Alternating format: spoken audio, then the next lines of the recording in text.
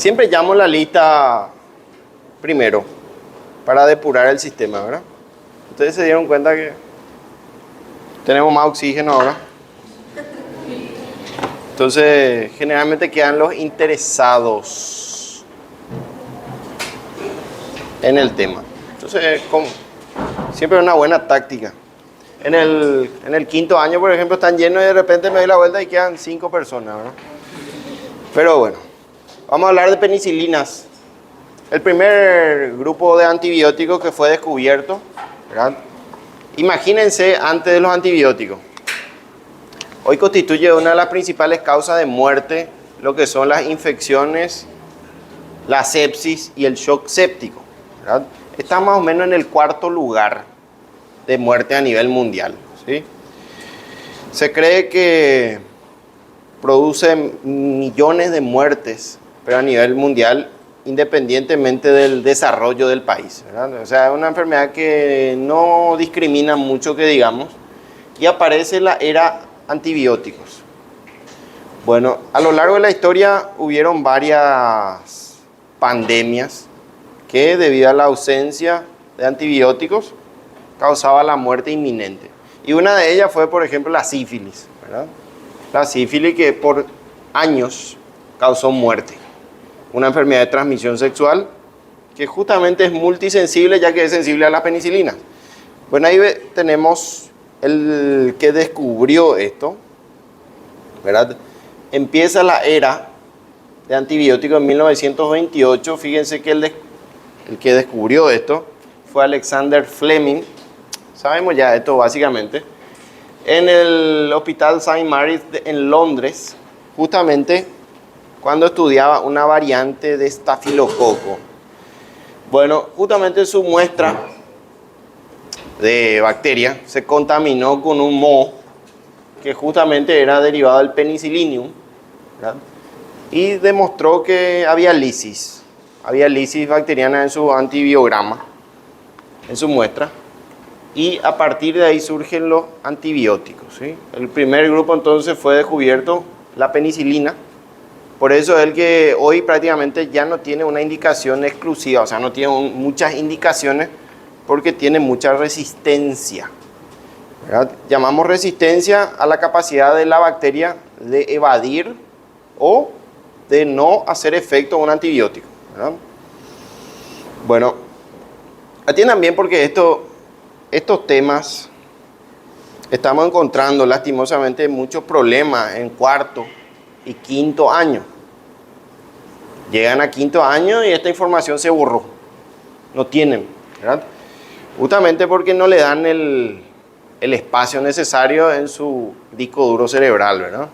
Entonces vamos a ir razonando para que ustedes el día de mañana puedan traer esa información fácilmente, ¿sí?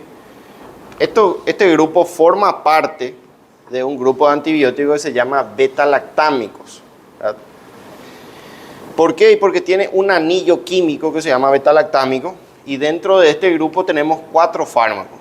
La penicilina, que fue el primer antibiótico descubierto, las cefalosporinas, los carbapenémicos y los monobactámicos. Son 4 beta-lactámicos. Básicamente lo que hacen todos es combatir a la membrana de la bacteria, a la formación de la membrana, ¿verdad? Entonces, lo que hacen es defectos en su estructura de la membrana externa, generan agujeros, forámenes, y provocan lisis o muerte bacteriana. O sea, todos son bactericidas, ¿verdad? En su mayoría. Algunos son de bajo espectro y algunos son de amplio espectro. ¿Qué significa espectro? ¿Qué significa espectro? Una cantidad de bacterias, ¿verdad? Por ejemplo, la penicilina cubre gram positivos, pero dentro de los gram positivos solo algunos, entonces su espectro es bajo. Sin embargo, los carbapenémicos son una amplia gama de bacterias, entre ellas gram positivas y gram negativas. O sea, es considerado uno de los más potentes antibióticos en plaza hoy, ¿verdad? Bueno, vamos al mecanismo de acción. Ya adelantamos una parte, justamente inhiben la síntesis de la pared de la bacteria una parte muy importante, que es el peptidoglicano. Inhiben la síntesis de la pared a través de la síntesis de peptidoglicano, generan forámenes, la célula bacteriana muere, por lo tanto son bactericidas, ¿verdad? Bueno, acá nos aclara, actúan cuando la bacteria está en crecimiento activo, está en replicación, está en división, sobre la síntesis de la pared de esas bacterias en actividad. Porque hay bacterias que son de reproducción muy lenta o que pueden o tienen la capacidad de quedarse en un estado de detención celular, como es, por ejemplo, el Mycobacterium tuberculosis. Se detiene y se queda muchos años hasta que en algún momento empieza a replicar otra vez, ¿verdad? Entonces, sobre ellos no tiene mucho efecto, ¿verdad? Por eso el tratamiento de la tuberculosis es muy especial, ¿verdad? Es una gama de antibióticos que son 4 que vamos a dar dentro de poco, que son los antituberculosos, ¿sí? Bueno, hablamos de resistencia, justamente ciertas bacterias tienen la capacidad de evadir o que este antibiótico no tenga la capacidad de destruir esa membrana, ese peptidoglicano. ¿Cómo podemos adquirir un mecanismo de resistencia? ¿Cómo ustedes pueden generar resistencia? El médico puede generar resistencia o el paciente puede generar resistencia, ¿verdad? No es que la bacteria viene configurada, no viene como un prototipo de resistencia. Uno genera en un paciente. ¿Cómo? Por ejemplo, no sabemos la dosis correcta. Entonces, indicación de dosis incorrecta, intervalo de dosis incorrecto. Por ejemplo, en vez de que sea la ciprofloxacina cada 12 horas, yo le doy cada 24. Entonces, la concentración en plasma no es la suficiente y le da la oportunidad a la bacteria de generar mecanismos de resistencia, ¿verdad? También es muy importante conocer el tiempo de antibiótico para cada patología. Por ejemplo, una meningitis aguda, ¿verdad? Una meningitis aguda, ¿ya dieron meningitis en fisiopatología? ¿No? Bueno, supongamos que dieron meningitis aguda, el tratamiento es mínimo 14 días. Tuvimos casos en el cual el médico hizo 10 días. Entonces le da oportunidad a la bacteria de generar resistencia, ¿verdad?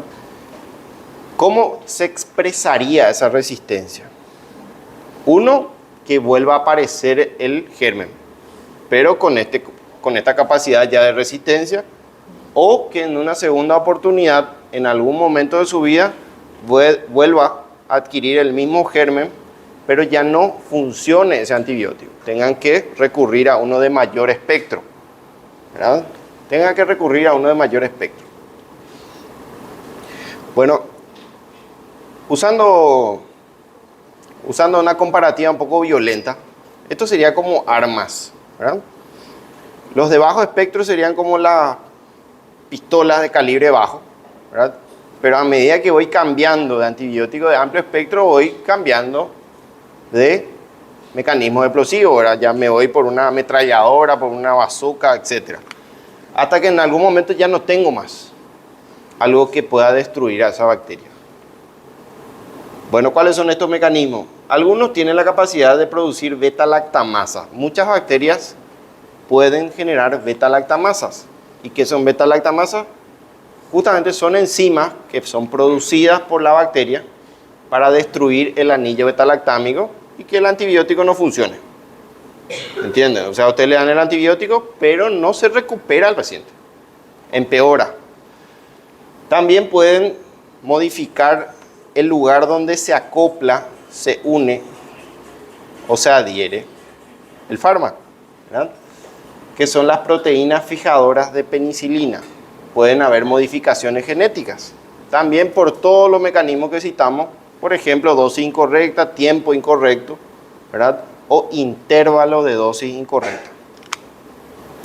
Esto ocurre mucho en pediatría, por ejemplo, ¿verdad? La mamá le lleva por una faringitis bacteriana, el médico le da, mira señora, necesito que le dé 7 a 10 días, le dice. Al tercer día ya le ve bien al niño y suspende. Entonces son mecanismos de resistencia. Bueno, también disminución de la permeabilidad no permite que atraviese la membrana, porque la proteína fijadora se encuentra hacia la cara interna.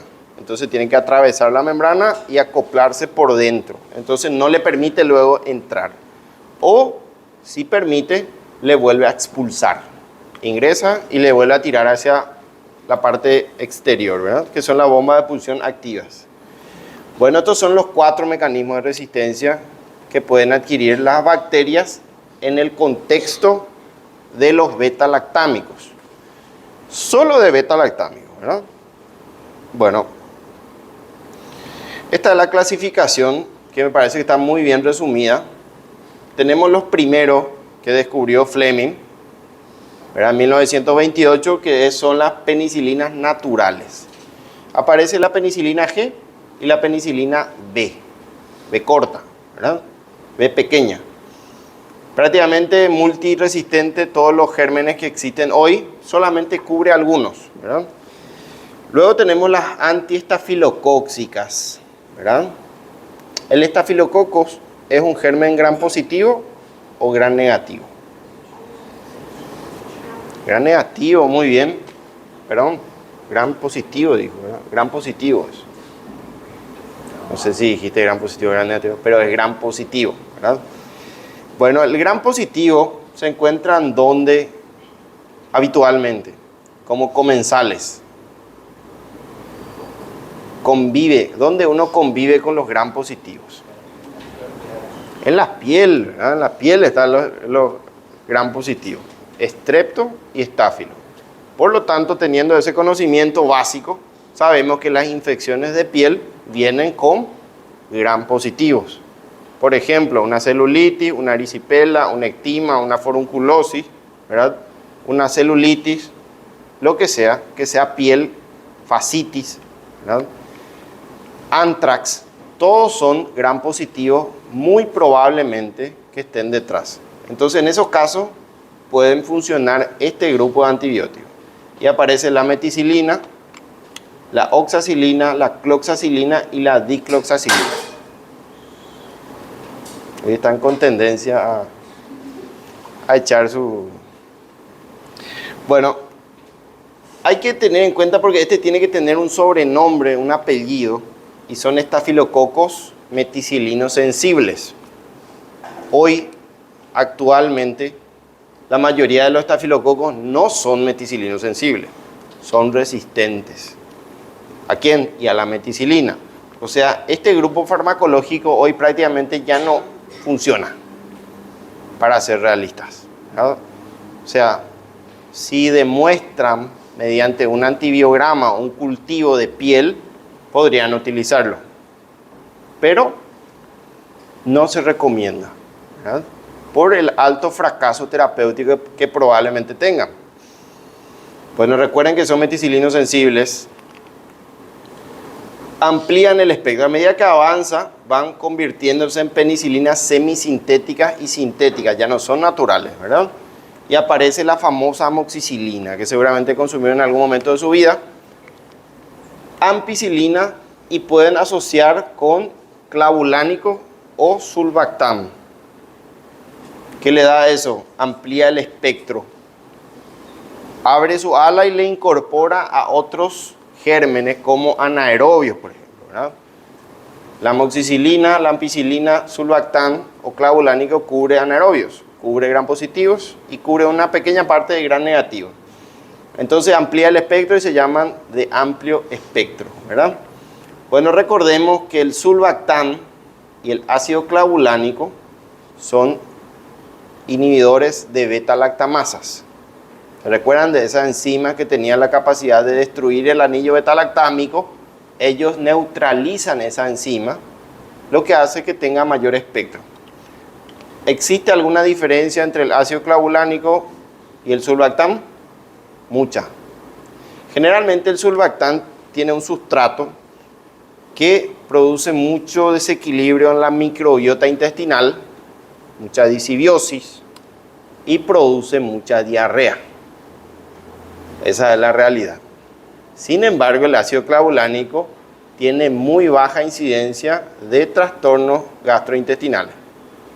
Entonces, ¿qué le recomendarían a su paciente? Algo que tenga clavulánico, porque no van a querer que tenga diarrea a su paciente. ¿Cuál es la diferencia? Es que el clavulánico tiene el doble de precio que el Sulbactam. Es mucho más caro. Entonces, depende del bolsillo. Si no tiene la capacidad de comprar, le van a dar Sulbactam, pero adviértanle que posiblemente va a tener diarrea mientras consuma ese fármaco. ¿Se puede arreglar de alguna manera? Sí. Le pueden dar un probiótico, ¿verdad?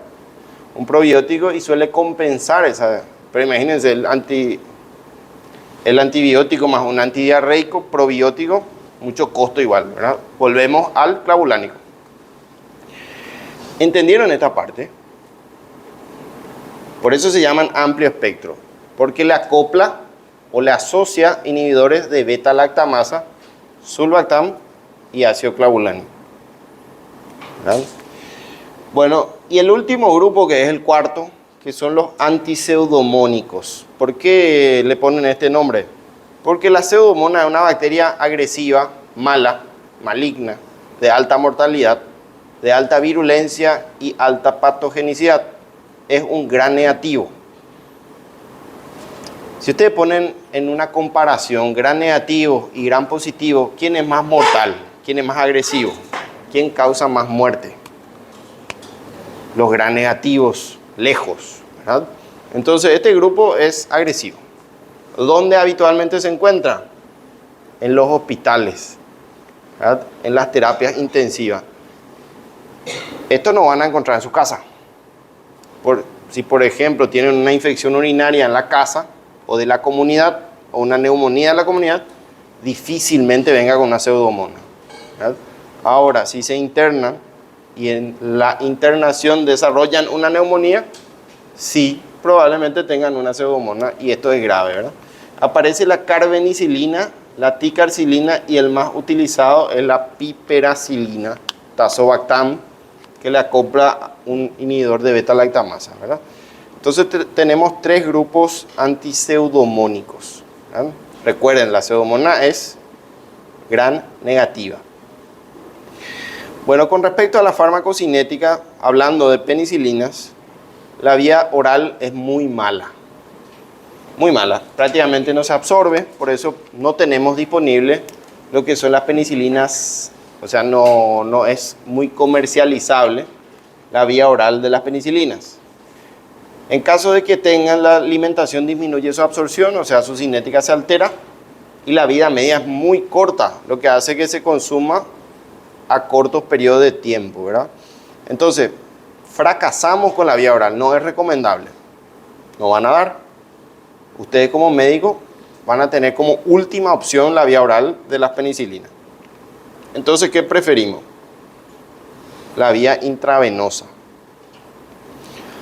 Intramuscular reservado, ¿verdad? Reservado para casos especiales. Recuerden que la intramuscular es un antibiótico de depósito. Se va a depositar en el glúteo y se va a liberar lentamente, ¿verdad? Entonces nos hacemos la pregunta, ¿qué patología requiere una liberación lenta de un antibiótico? Y vamos a ver enseguida de quién se trata de esa enfermedad. Muy bien, la sífilis, ¿verdad? Bueno, tiene un problema, produce mucha irritación y dolor. Es una de las drogas más dolorosas, acompañado por el potasio y complejo B. Bueno, mala penetración en el sistema nervioso central, por lo que no se recomienda en enfermedades infecciosas del sistema nervioso central porque no atraviesan bien la barrera hematoencefálica, excepto si es por sífilis, ¿verdad? Próstata y ojo, ¿verdad? Y también nos recuerda que hay que ajustar en nefrópatas. ¿Qué significa esto? Que si tiene trastornos renales, ¿qué medida vamos a utilizar para ver la función renal? Se llama aclaramiento de creatinina, ¿verdad? O clearance de creatinina. Hoy tenemos una disbiosis en la botella de agua. Bueno, entonces, aclaramiento de creatinina, más conocido en inglés como clearance de creatinina. Eso no dieron todavía. Eso tiene una fórmula. Tiene una fórmula de cálculo. Ustedes pueden calcular en cada paciente su aclaramiento de creatinina. Es una costumbre que se adquiere, ¿verdad? Afortunadamente los celulares ya traen aplicaciones donde cargan nomás los datos y ya le tira el aclaramiento de creatinina. Pero tiene una fórmula un poco larga, ¿verdad? Pero vamos a aprender. Vamos a ver enseguida dentro de unas clases cómo se calcula el aclaramiento de creatinina. Porque en este punto es muy importante, porque si utilizan fármacos que se eliminan por vía renal, por supuesto, tienen que usar la fórmula de aclaramiento de creatinina y vamos a entender cómo se usa, ¿verdad? Bueno, la primera penicilina que fue la G-bencilpenicilina.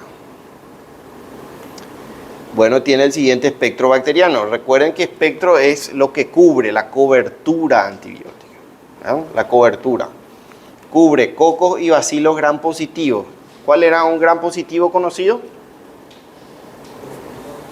Estreptococo y estafilococo. Ya me dijeron, está más en piel, ¿no? Gram negativos. ¿Conocen algún gram negativo?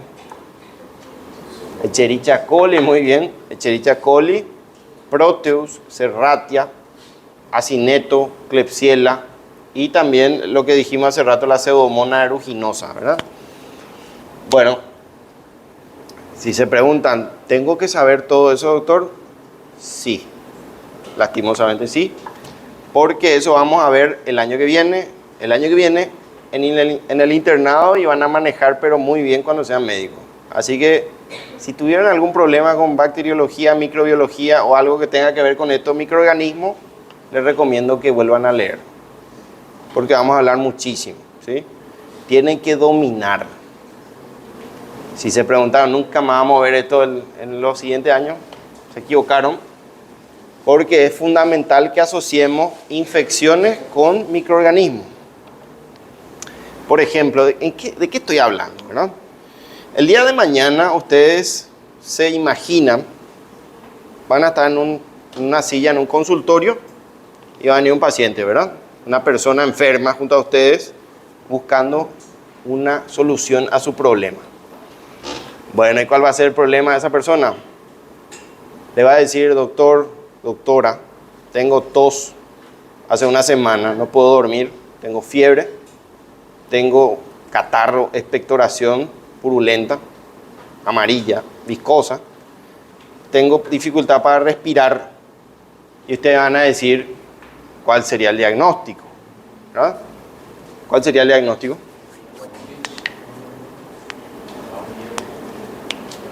Una neumonía, ¿verdad? Una neumonía, una infección pulmonar. Una infección pulmonar, ¿verdad? Entonces, comprobaríamos eso y nos haríamos una pregunta. ¿Quiénes son los gérmenes más frecuentes detrás de una neumonía? Esa es la pregunta. Esto no es al azar. Ustedes ya tienen en su cerebro cuáles son los gérmenes. En un 70% detrás de una neumonía se encuentra un gran positivo que es el Streptococcus pneumoniae, ¿verdad? Más conocido como neumococo. ¿Entienden? O sea, ustedes vienen a una neumonía y dicen, acá hay un gran positivo muy probablemente y tengo que elegir un antibiótico que cubra ese germen. ¿Entienden? Así se piensa. Es el pensamiento ya objetivo y clínico de ustedes. No es un aprendizaje horizontal, ¿sí? Ya van razonando. Bueno, pero dicen, no siempre hay un germen típico como el Streptococcus pneumoniae. También puede ser un atípico, ¿no? ¿Y cuál es ese atípico? ¿Cómo? Muy bien, la clamidia pneumoniae puede ser, ¿verdad?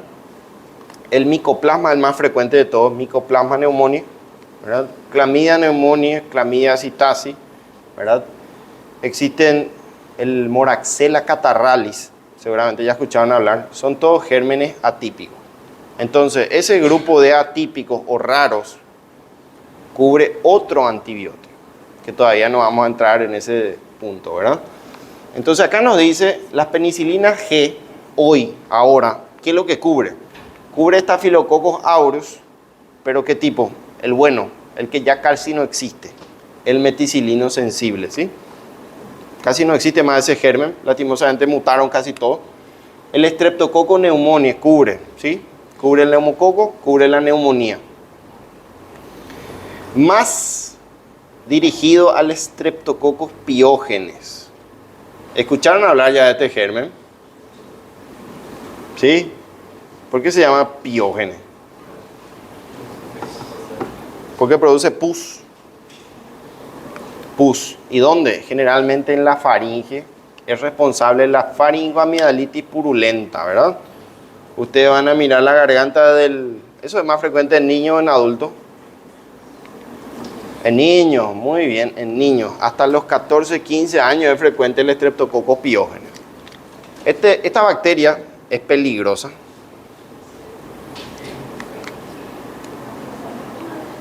¿Qué opinan? ¿Sí o no?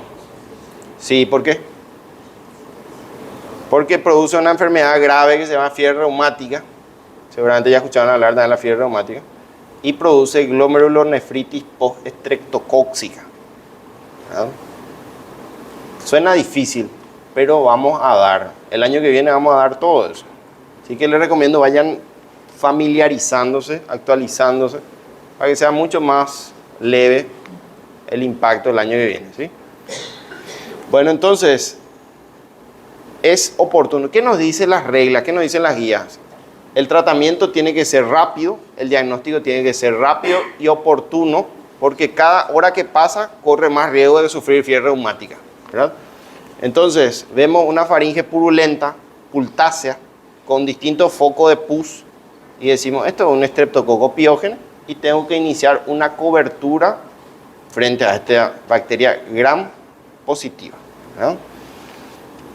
Bueno, seguramente también escucharon del Streptococcus viridans, un germen muy sensible, muy bueno aparentemente, muy lábil, pero tiene un problema. Si se mete en el torrente sanguíneo, se va a infectar las válvulas cardíacas. Tiene una avidez, le gusta la válvula cardíaca y es el mayor productor de endocarditis bacteriana. Así que de lo bueno no es tan bueno si se mete en el torrente sanguíneo, ¿sí? Entonces este es el mayor responsable de endocarditis bacteriana aguda hoy. El 65% de las endocarditis es por Streptococcus viridans. Y la penicilina cubre, ¿verdad? Neisseria gonorrheae. Bueno, esta es una enfermedad de transmisión sexual, la gonorrea, ¿verdad? También se llama blenorragia. ¿Saben por qué se llama blenorragia? Ragia es algo que sale. Normalmente sale a través del pene, principalmente, mucha pus. Un olor fétido, característico, abundante. Esta bacteria puede traer complicaciones en la persona. Principalmente trae complicaciones fértiles. Es gran responsable de infertilidad, tanto en el hombre como en la mujer. Y la penicilina cubre, es un gran negativo. Acá cambia el signo, es negativo. La Neisseria meningitis, por supuesto, como su nombre lo dice, es responsable de meningitis bacteriana aguda epidémica. ¿Por qué se llama epidémica? Porque es muy contagiosa, ¿sí? Es una de las bacterias más contagiosas que existe, pero no es el mayor causante de meningitis aguda. Suena como si fuera meningitis. ¿Saben quién es el mayor causante de meningitis? Esto es importante porque tenemos una serie de casos ahora de meningitis, hay muchos casos, por lo tanto estamos manejando muchos casos de meningitis. Y el mayor responsable nuevamente es el Streptococcus pneumoniae, ¿verdad? Es el Streptococcus, el neumococo. Le sigue este, 30% aproximadamente, ¿verdad? Bueno, Bacillus anthracis.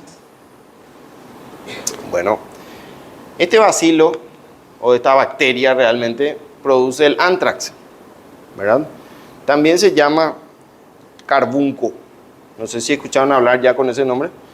Carbunco viene de carbón, que es una lesión negra, ¿verdad? Una lesión oscura, característica, porque produce una necrosis profunda del tejido epidérmico y subcutáneo. Fue incluso tenido como arma biológica en algún momento, ¿verdad? Así que el anthrax no es nada positivo. Bueno, Clostridium perfringens también es un gran positivo, perdón, es un anaerobio, ¿verdad? Es un anaerobio del género Clostridium. Seguramente dieron también esto. ¿Con quién ustedes tuvieron esta materia? Con Carlos, ¿verdad? Bueno, Clostridium, anaerobio. ¿Conocen otros Clostridium? Muy bien, el botulinum, después otro. El tetani, ¿verdad? Esos Clostridium son responsables del tétanos, que produce parálisis espástica, una de las enfermedades más mortales que existe. Y el Clostridium botulinum, que son antagónicos. Uno produce espasticidad y el otro produce flacidez, ¿verdad? Por eso para sus arrugas, algunas personas se ponen Botox, ¿verdad? ¿Y qué es lo que es el Botox? Es Clostridium botulinum. Eso no sabían, ¿o sí? ¿Sí?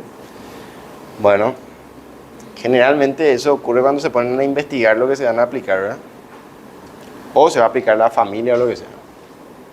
Bueno, pero el Clostridium botulinum hoy es el tratamiento para múltiples patologías como la calasia, ¿no? ¿Saben lo que es la calasia? ¿Ya escucharon ya? Una patología quirúrgica del esófago, ¿no? Un espasmo del esfínter esofágico inferior. Entonces le aplican Clostridium botulinum, relajan y puede pasar otra vez el alimento, ¿verdad? Bueno, Corynebacterium diphtheriae, esta bacteria suele afectar la laringe y la faringe, produce placas adherentes, obstructivas, es un problema, ¿verdad? Listeria monocitogenes, un germen atípico, raro, se suele meter a la meninges, ¿verdad? Suele producir meningitis en un 5%, agresivo, y espiroquetas, que ustedes saben que la espiroqueta es el género o el grupo de la sífilis, ¿verdad? Es una de las bacterias que tienen mayores nombres, ¿verdad? Se llama espiroqueta, se llama sífilis, se llama lues, ¿verdad? Se llama buba, el mal de bubas, o sea, múltiples nombres tiene la sífilis. ¿Por qué? Porque produjo mucha muerte y mucha enfermedad por largo periodo de tiempo. Bueno, ¿qué más? Acá nos dice espectro de la penicilina G. Tratamiento primario de la sífilis, ¿verdad? Ya dieron ya sífilis, ¿verdad? ¿Cuántos estadios tiene la sífilis? 3, ¿verdad? El primario, ¿cómo se caracteriza? Chancro, ¿verdad? ¿Duro o blando? Duro, muy bien. ¿Y hay un chancro blando? ¿Saben quién produce? Chancro blando. Uno es indoloro y otro es muy doloroso. No, se llama Haemophilus ducreyi, el productor del chancro blando doloroso, ¿no? Sin embargo, este produce un chancro, una lesión ulcerativa no dolorosa, úlcera limpia, ¿verdad? Que misteriosamente desaparece después de una semana. Pero no significa que se resolvió el tema, ¿verdad? Luego aparece la sífilis secundaria, ¿verdad? ¿Cuál es la característica de la sífilis secundaria?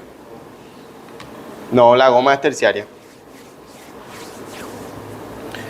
La sífilis secundaria aparece en lesiones cutáneas sobrelevadas, ulcerativas, principalmente en torso, y algo muy, pero muy raro que es afección de la palma de la mano. Hay pocas patologías que afectan la palma y empieza a aparecer lesiones nodulares en la palma.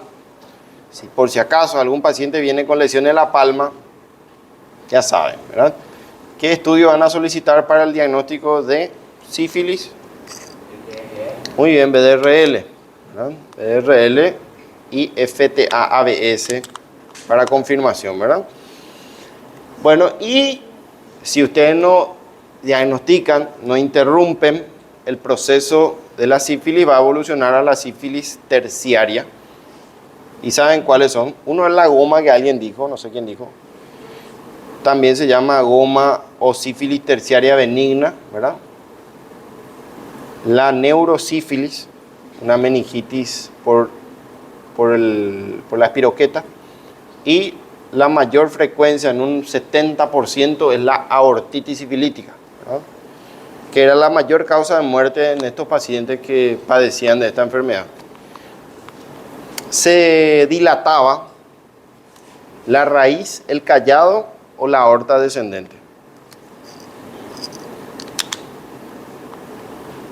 ¿Qué parte de la aorta se dilataba? La raíz. La raíz, el inicio de la aorta. Y en el inicio de la aorta está una válvula que es la válvula aórtica. Entonces producía una insuficiencia valvular aórtica grave, insuficiencia cardíaca rápida y muerte, ¿verdad? Entonces era algo letal. Bueno, ¿cuáles son las formas? La penicilina G acuosa, que venía en sal sódica o potásica, esto viene por millones de unidades internacionales. Viene por 1.200.000 y por 2.400.000 unidades, ¿verdad? Hoy se utiliza para neurosífilis, ¿verdad? Generalmente usamos 2.400.000 unidades cada 4 horas. Cada 4 horas. Imagínense la dosis que usamos para el tratamiento de la neurosífilis.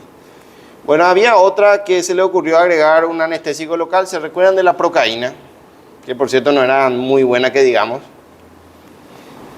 Es para la aplicación intramuscular. ¿Y para qué le agregan un anestésico local? Para que no duela tanto supuestamente, ¿verdad? Pero no es tanto así, ¿verdad? Viene 600.000 unidades cada 12 horas para la neumonía neumocóxica no complicada. Recuerden que neumocóxica es Streptococcus pneumoniae. Y la más utilizada de todas, de estas tres, es la penicilina G benzatínica. Acá dice benzatina. Bueno, benzatina o benzatínica. Bueno, esta viene solamente para administrarse por vía intramuscular, para liberación lenta. En caso de sífilis, ¿verdad? VDRL positivo, como dijo el compañero, confirmado. Bueno, no, la forma de afectación del sistema nervioso central no aclara, porque en el sistema nervioso central se usa la G acuosa, ¿verdad? También se usa para faringitis estreptocóxica. ¿Cómo se llamaba el estreptococo? Piógenes. Muy bien, el estreptococo piógenes. Esas cosas tienen que ir ya armando esquemas, ¿verdad? El estreptococo piógenes.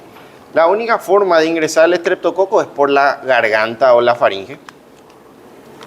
¿O hay alguna forma de que uno se pueda ganar fiebre reumática?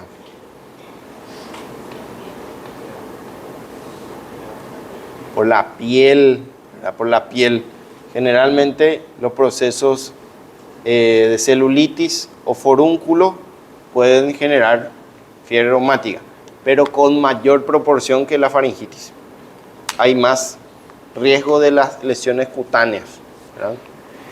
Bueno, profilaxis de la fiebre reumática, ya sabemos por qué, ¿verdad? Porque el responsable de esto es el estreptococo, y para que no vuelva a recurrir la enfermedad, porque hay una alta tendencia a recurrencia. ¿Alguien ya tuvo faringitis estreptocóxica? Es un problema porque da a repetición, ¿verdad? El paciente se cura, se trata, pero a los 15 días empieza a ahorrar todo el proceso. Entonces nos dice que la fiebre reumática tiene más tendencia si es recurrente. Entonces, para que no vuelva a ocurrir, iniciamos un tratamiento profiláctico por años, ¿verdad? Por años.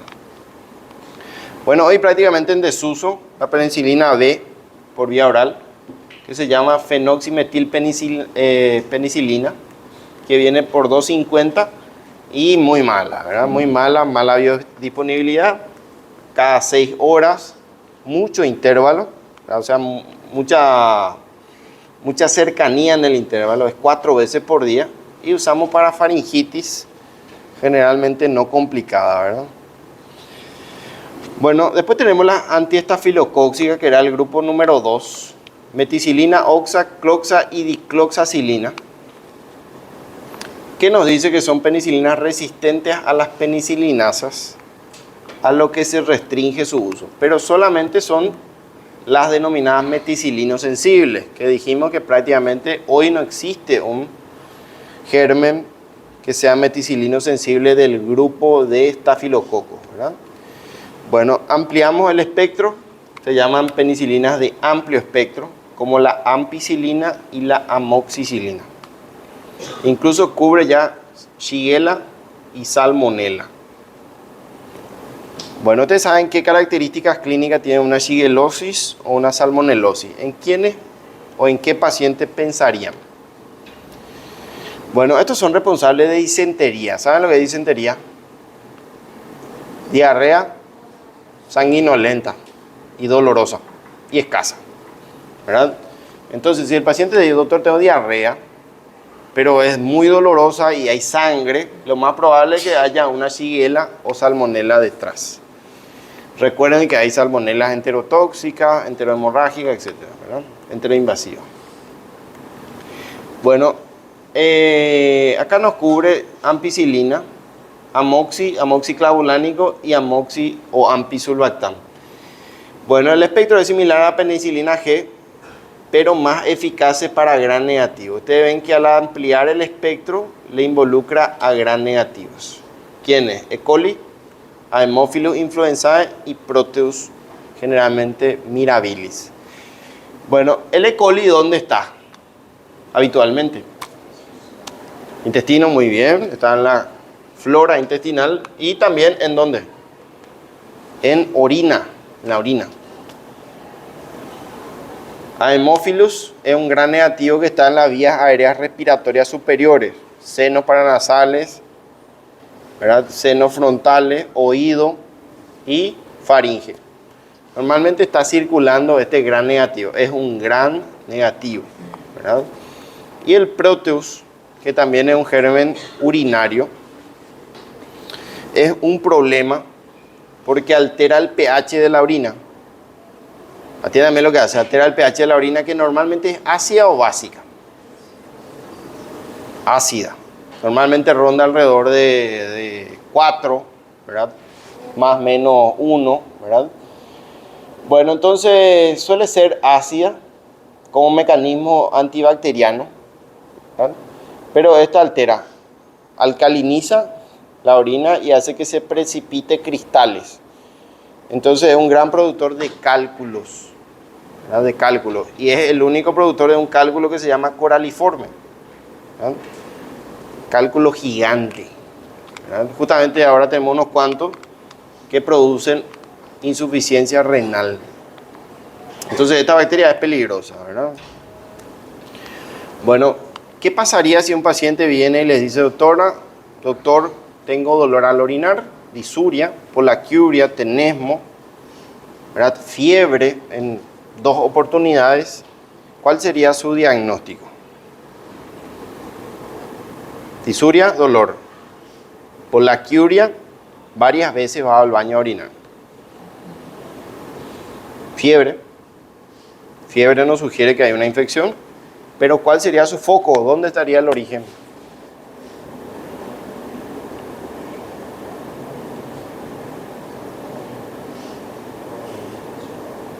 Fíjense que le dije ya dolor al orinar, ¿verdad? Orinar. Orina. El foco es urinario, ¿verdad? Entonces dicen, esto es una infección urinaria. Fíjense que así va a ser las preguntas. No crean que necesito que ya activen su mecanismo de razonamiento clínico, ¿verdad? Entonces planteamos un caso en el cual nos transmite un foco. Tenemos que buscar dónde es el foco, ¿verdad? Tos, catarro, secreciones, dificultad respiratoria, fiebre, pulmón, ¿verdad? Confusión, rigidez de nuca, fiebre, meningitis, ¿verdad? Entonces van armando su diagnóstico y ya saben qué germen está detrás de ellos. Ese es el juego. ¿Entienden lo que les quiero decir? Necesito que se preparen, porque eso es lo que van a ver a partir de ahora, en todas las materias. ¿Verdad? Ese es el trabajo del médico. Les cuenta unos datos y ustedes construyen un diagnóstico y ya sabe qué estructura está detrás. ¿Verdad? ¿Qué gérmenes? ¿Verdad? En este caso necesitamos iniciar antibiótico, orina. Sabemos que en la orina hay gram negativos, ¿verdad? O sea, no estaría mal la amoxicilina con sulbactam, por ejemplo, ¿verdad? No se equivocarían. Bueno, asociación con inhibidores beta-lactamasa, clavulánico, sulbactam y tazobactam, que son los 3 inhibidores, protege frente a la activación de la beta-lactamasa, ¿verdad? Y por último, las antipseudomónicas, que son las de mayor espectro, nos dice que la más utilizada es la piperacilina. Normalmente viene con tazobactam, que es por acá está, tazobactam. Piperacilina, tazobactam. Es una de las drogas de espectro ya intermedio alto. Sería un gran poder de acción, ¿verdad? Ya usamos para bacterias agresivas, ¿verdad? Bueno, no son eficaces contra Klebsiella. Este germen es un gran negativo multiresistente. La formulación ticarcilina o piperacilina con tazobactam extiende, ¿verdad?, para incluir a otros productores de penicilinasas, que es la fórmula que les estuve comentando. A medida que aumentamos el espectro, el precio sube de los antibióticos. Una piperacilina tazobactam cuesta más o menos 250.000 por frasco, ¿verdad? Sin embargo, una penicilina G acuosa cuesta 22.000 guaraníes. O sea, sube muchísimo el precio. Recuerden que una piperacilina se usa 4 veces por día, o sea, 250.000 por 4 sería 1.000.000 de guaraníes por día solamente en antibióticos. Eso es si se van a comprar de la farmacia. Si por si acaso caen en un sanatorio, le triplica el precio. O sea, hay sanatorios que están cotizando en la piperacilina 900.000 guaraníes por frasco. O sea, le van a desmantelar en segundos. Eso es para que manejen el precio y el espectro, ¿verdad? Bueno, Pseudomonas y Klebsiella. Generalmente acá tenemos la meslo, la aslo o la pípera, que puede cubrir esto. Son gérmenes gram negativos de amplio espectro, o sea, de amplia resistencia. Bueno, y nos dice, la que tiene excelente actividad frente a Listeria monocytogenes, germen raro, atípico, que abunda en el cerebro, ¿verdad?, solamente tiene cobertura ampicilina, y hasta hoy sigue siendo así. La única que le cubre es ampicilina para la Listeria monocytogenes. Bueno, ¿entienden más o menos de qué se trata lo que les quiero informar? Necesito que planteen un caso infeccioso y busquen el foco. Por ejemplo, abdomen. En el abdomen ustedes me dijeron que era más frecuente el gram negativo. Entonces la terapia antibiótica va a ser más gram negativa. Pero eso va a ser al final de este capítulo, que es largo, que son antibióticos, ¿sí? Hasta ahora solamente vimos penicilinas. Existen muchos grupos de antibióticos, ¿verdad? Bueno, dentro de la penicilina fue el primer fármaco. Hoy tiene muchas bacterias de resistencia y su principal problema es la hipersensibilidad. Es la droga antibiótica que produce más alergias, lastimosamente, ¿verdad? Es tanto así que hay una prueba que se llama prueba de la penicilina. ¿Escucharon hablar ya? Si se van a aplicar, tienen que hacerse una prueba cutánea tipo tuberculina. Y si tiene una reacción eritematosa en el brazo, no se le puede aplicar. Pero esa prueba no funciona absolutamente para nada. Por si alguien le quiera cobrar por eso, no funciona. No está demostrado hoy que funcione para mecanismos de hipersensibilidad. Lo que sí se recomienda es que si se van a aplicar penicilina sea en un ambiente hospitalario. O sea, en un hospital, no se aplican en su casa o en una farmacia o en una droguería, ¿verdad? Tiene que ser en el hospital. ¿Por qué? Porque pueden tener una reacción anafiláctica. Y ustedes van a actuar contra esa anafilaxia. Bueno, supongamos que se aplican penicilina y desarrollan una alergia. ¿Qué harían para controlar esa alergia? ¿Qué harían?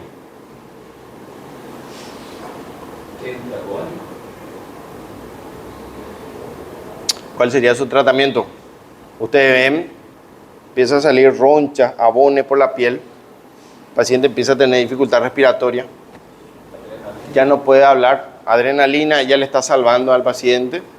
Le hace adrenalina subcutánea. ¿Qué más? Sigue con dificultad respiratoria. Doctor, ¿qué vamos a hacer? Antihistamínico, mejoramos. Muy bien, corticosteroides, ¿no? Entonces le hacen eso y le salvan al paciente. Eso no pueden hacer en sus casas. Entonces por eso se recomienda que este fármaco sea administrado en medios hospitalarios. Bueno, también produce depresión de la médula ósea. Puede producir pancitopenia o granulocitopenia, pero es muy rara. Realmente nunca vimos. Hepatitis, raro.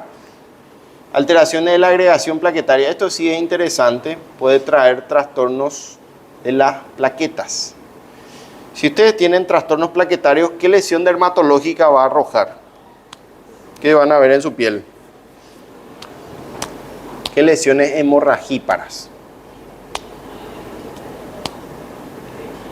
Petequias. Muy bien. Petequias. Entonces, petequia sugiere plaquetopenia, ¿verdad? Produce la penicilina G, en primer lugar, la carbenicilina y la piperacilina. Son los tres fármacos que pueden alterar la agregación plaquetaria, que era la hemostasia primaria, ¿se recuerdan? ¿No se recuerda? Bueno, también si se aplican intramuscular puede causar abscesos. Es una complicación muy frecuente, principalmente asociado con la asepsia local. Tienen que hacer un buen campo glúteo, ¿verdad? Flebitis, si utilizan por vía intravenosa, puede provocar. Y aracnoiditis o inflamación del aracnoides, ¿verdad? Del espacio aracnoideo. O encefalopatía se utilizan por la vía intrarraquídea para el tratamiento de la neurosífilis, ¿verdad? De la neurosífilis. Bueno, ¿qué más? Puede producir letargia, confusión. Recordemos que letargia es una depresión profunda del sistema nervioso central. Va a estar dormido el paciente. Espasmo, movimientos automáticos de los músculos, ¿verdad? Y cambia la composición de la microflora. Puede producir aparición de enfermedades oportunistas gastrointestinales. Bueno, después tenemos lo que dijimos, reacciones de hipersensibilidad. Exantema maculopapular, lesiones sobrelevadas, eritematosas, urticaria, que son los abones de hipersensibilidad de tipo 1, fiebre, broncoespasmo, ¿sí? Como mecanismo de la hipersensibilidad o alergia. Y cuadros más graves como la enfermedad del suero. Anteriormente se desarrollaba esto porque fíjense que si utilizan penicilina acuosa en grandes dosis, van a utilizar muchos ml.